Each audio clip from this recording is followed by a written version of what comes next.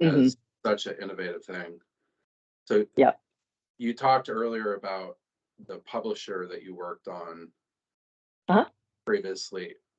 If you were meeting with a publisher today about AI, how would you perhaps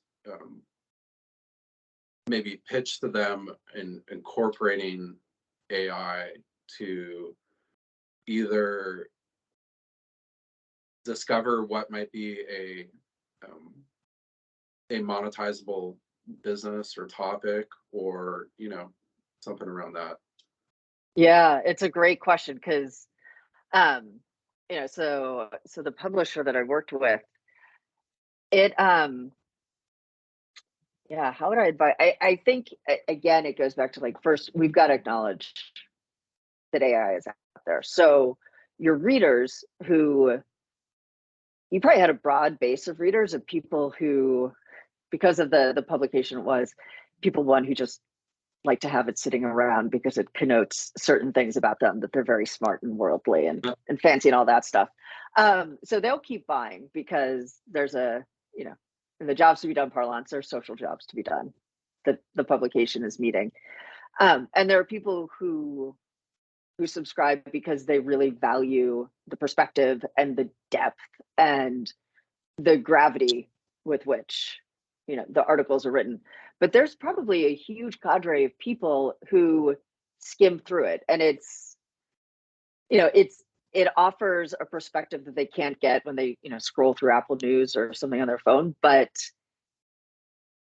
those folks can now go to a Gen AI and type in their questions and get answers, and so you may be losing a huge group of people because Gen AI is at least now kind of free source for what they need.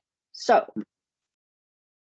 you have choices there. You can let them go and continue to cater to the people who are really like deeply invested in what you do. Or think about, okay, can I know a lot of companies are kind of creating their own large language models. Can you create one that is specific to you Hmm.